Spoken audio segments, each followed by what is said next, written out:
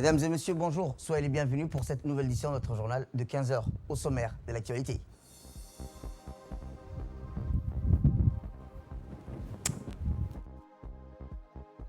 Et national, les pieds dans le sable pour un après-midi festive.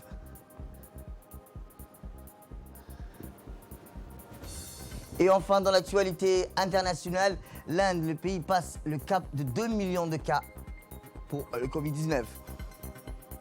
C'était les titres. Merci si vous nous rejoignez. Après l'incendie qui s'est déclaré mercredi dernier, à côté de l'hôpital Pelletier, les activités des différents services de soins ont repris normalement depuis. Le service de traumatopédie plutôt de l'hôpital Pelletier, le plus proche du foyer de l'incendie, n'a pas été impacté par l'incendie et a repris également ses activités de soins ainsi que tous les autres services de l'hôpital de référence quelques heures après la maîtrise du feu. Rappelons-le, lors de l'incendie, le fonctionnement de l'hôpital a été mis à rude épreuve à cause de la chaleur et la fumée acre qui avait envahi l'hôpital Pelletier et ses environs.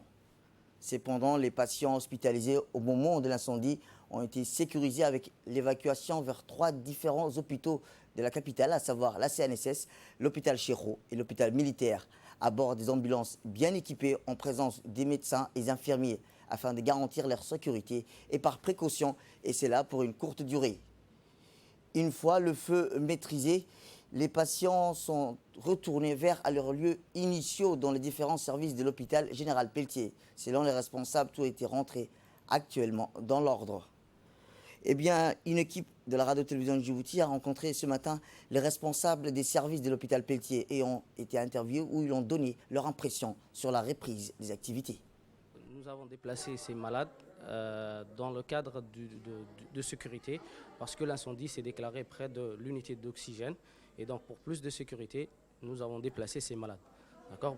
Mais dans aucun cas, il y a eu d'incendie dans l'hôpital. C'est pour un plus de sécurité qu'on a déplacé ces malades. Et donc, depuis que l'incendie a été maîtrisé, donc, il n'y a pas eu de répercussions soit sur les urgences ni la réanimation. Nos prestations sont toujours les mêmes et nous sommes toujours ouverts 24 heures sur 24.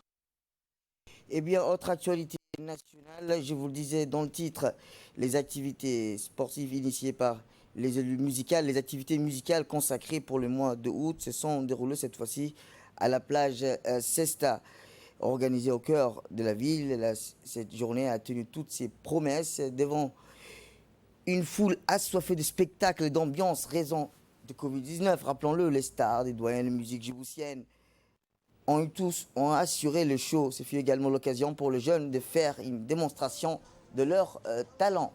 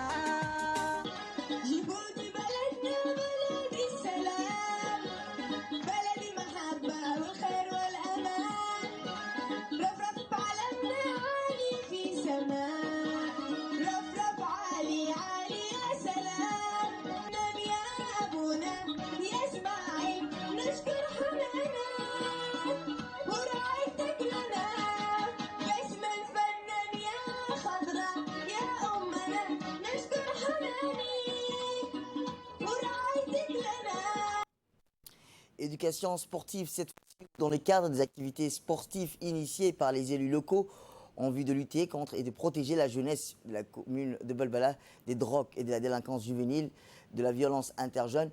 Le quartier de Balbala Adi vient de finaliser le tournoi footballistique initié par les élus de ce quartier pour une journée de remise et de récompense avec des trophées aux finalistes ainsi que les joueurs les plus formidables.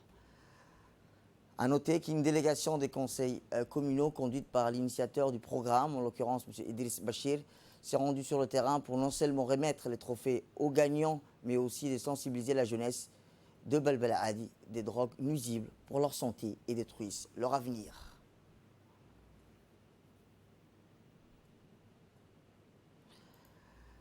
Direction Obok, a plus précisément toujours dans la continuité des animations d'été. Les projecteurs étaient braqués cette fois sur la plage, accueillis sur la première fois à la capitale d'Obok, qui était à l'honneur au cœur de la ville dans les CDC d'Obok. La soirée a tenu toutes ses promesses devant une foule assoiffée de spectacles et d'ambiance en raison du Covid-19. Les stars et les doyens de la musique djiboutienne, Ahmed Mohamed Aman, Amanda, Abdou Saoudi ont assuré le show. Ce fut également l'occasion pour les jeunes de faire une démonstration de leur talent. L'événement s'est déroulé en présence du préfet adjoint, M. Ahmed Mohamed, le vice-président du conseil régional d'Obok, M. Ali Maki, ainsi que plusieurs autres personnalités de la région. Il faut noter qu'après le bal ouvert avec succès d'Obok, et Dali Sébié prendra le relais ce vendredi devant la préfecture.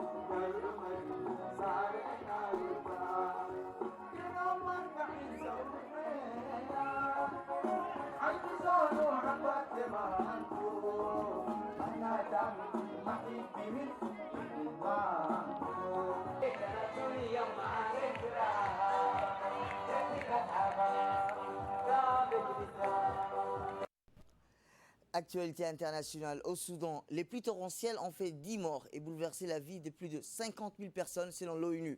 Les fortes pluies qui se sont abattues sur le pays d'Afrique de l'Est cette semaine ont provoqué des glissements de terrain, des inondations.